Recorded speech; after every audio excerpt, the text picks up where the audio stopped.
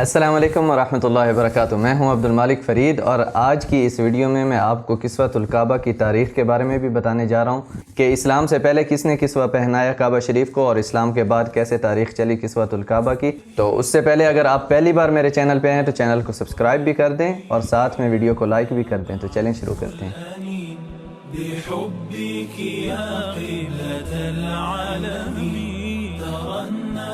تاریخ کی کچھ روایات میں یہ آتا ہے کہ حضرت اسماعیل علیہ السلام نے جب کعبہ شریف تعمیر کیا تو انہوں نے پہلی بار کسوہ ڈالا کعبہ شریف کے اوپر، اور کچھ مورخین کہتے ہیں کہ عدنان بن عد جو ہیں انہوں نے ہی پہلی بار کسوہ ڈالا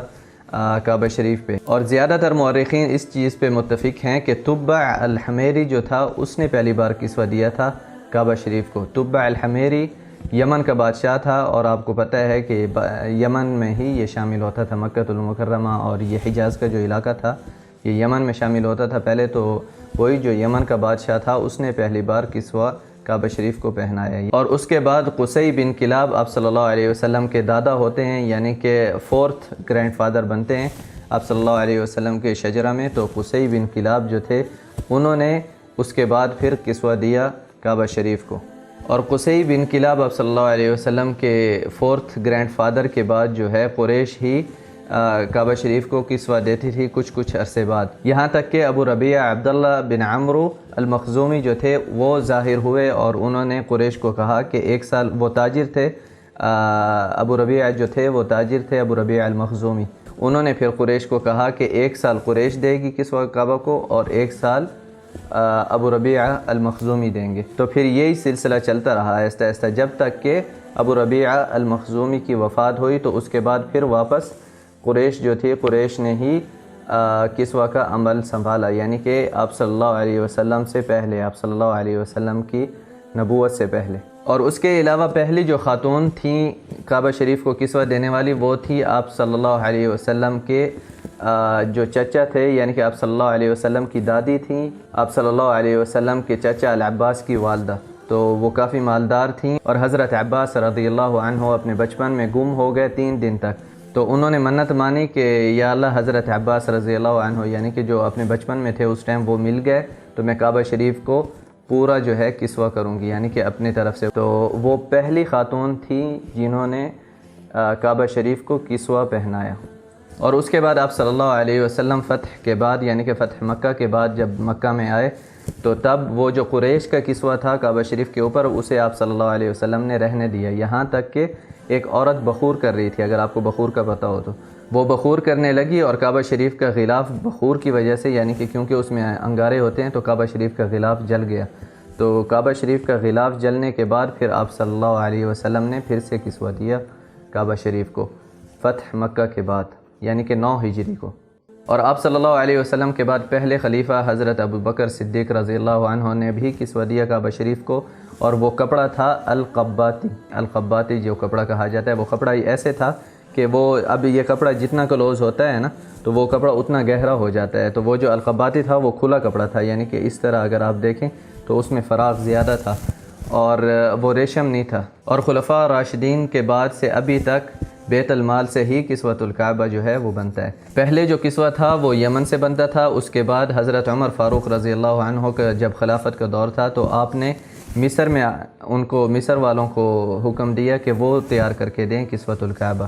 تو تب سے لے کر، یعنی کہ 18 ہجری سے لے کر 1344 ہجری تک مصر سے ہی آتا تھا کسوہ بن کے۔ جیسے ہر سال مصری آتے تھے حج کرنے کے لیے تو وہ اپنے قافلے کے ساتھ، جو ان کا امیر ہوتا تھا قافلے کا، وہ امیر ساتھ میں ہی کسوہ لے کے آتا تھا مصر سے۔ اس میں سے کچھ عرصہ جو ہے دمشق سے بھی آیا ہے کسوہ، اور مختلف جگہوں سے آیا ہے، دولہ الامویہ میں، یعنی کہ حضرت معاویہ رضی اللہ عنہ کے دور میں دمشق سے بھی آیا ہے، اور خلافت عثمانیہ میں بھی کچھ عرصہ عراق سے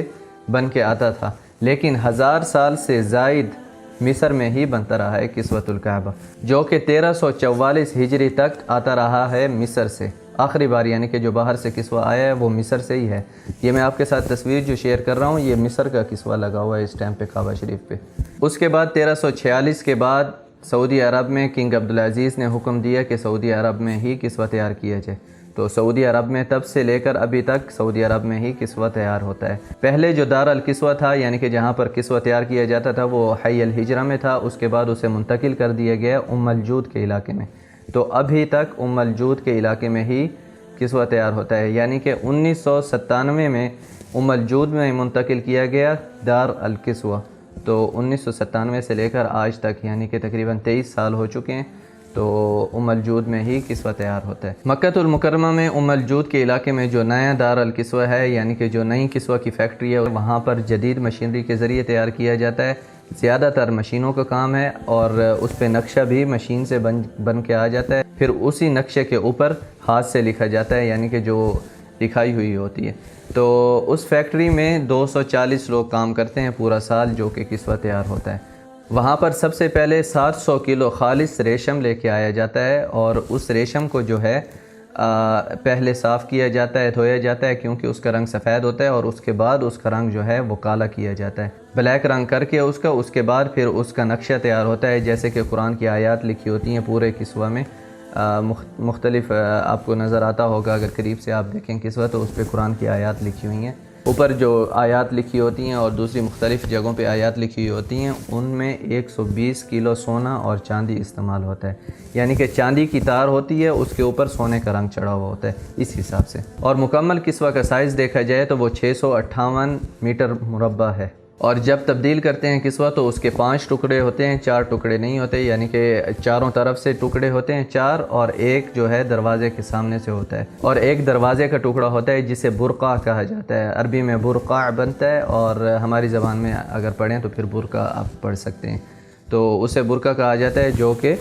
کعبہ شریف کے دروازے کے سامنے آتا ہے۔ تو اس طرح ہر 9 ذی الحجہ کو تبدیل کیا جاتا ہے، یعنی کہ ابھی 1 مہینے سے بھی کم ٹائم رہتا ہے جب دوبارہ تبدیل کیا جائے گا کسوۃ الکعبہ، اور جو پرانا کسوہ ہوتا ہے اس کے پیسز جو ہیں لوگوں کو ہدیہ کیا جاتا ہے، جو دوسرے ملکوں کے بادشاہ ہوتے ہیں ان کو دیتے ہیں، وزراء کو دیتے ہیں اور لوگوں میں تقسیم کرتے ہیں ہدیہ کے طور پہ۔ اور مزید آپ اپنی رائے کا اظہار ضرور کریں نیچے کومنٹس میں کہ آپ کون سی نیکسٹ ویڈیو دیکھنا چاہتے ہیں، کس بارے میں چاہتے ہیں کہ میں ویڈیو بناؤں، کوئی زیارت کرنا چاہتے ہیں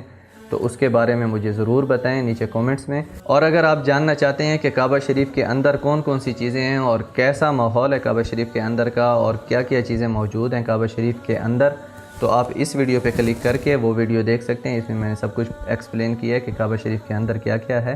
اور گیو اوے والی جو ویڈیو ہے وہ یہ ویڈیو ہے، یہاں پر کلک کر کے آپ گیو اوے والی ویڈیو پہ جا سکتے ہیں، اور اگر آپ نے ابھی تک چینل کو سبسکرائب نہیں کیا تو یہاں پر کلک کر کے چینل کو سبسکرائب بھی کر دیں۔ تو آپ سے ملاقات ہوگی انشاءاللہ نیکسٹ ویڈیو میں، تب تک کے لیے اللہ حافظ۔